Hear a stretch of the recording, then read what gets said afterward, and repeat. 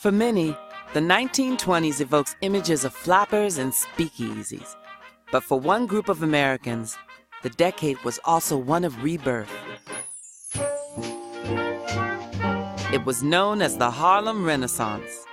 For the first time, African American writers, artists, and musicians won renown for their contributions to world culture. Their goal? To find outlets for group expression and self-determination as a means of achieving equality and civil rights. When World War I broke out, American factories experienced a shortage of workers. Many Black Americans living in the South saw this as their chance for a better life. They migrated in droves to northern cities, such as Chicago, Detroit, and New York. The New York City neighborhood of Harlem, in particular, attracted a large number of African American artists and intellectuals.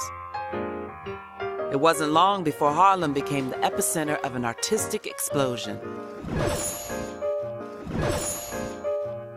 Works produced during the Harlem Renaissance appealed not just to Blacks, but crossed over to white audiences as well.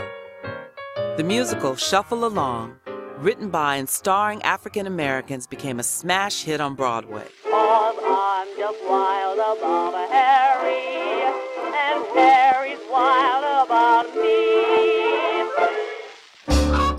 Langston Hughes was among the period's most famous writers.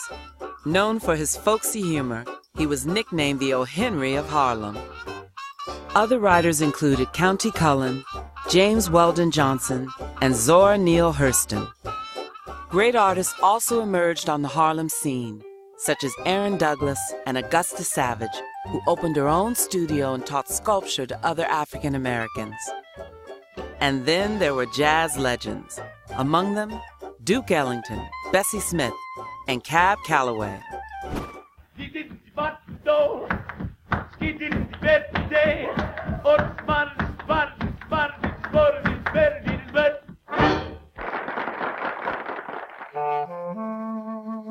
After the stock market crashed in 1929, the country fell into the Great Depression, and the Harlem Renaissance began to fade. But by then, the movement had already forged a path for future generations and ushered in a new era in American culture and politics.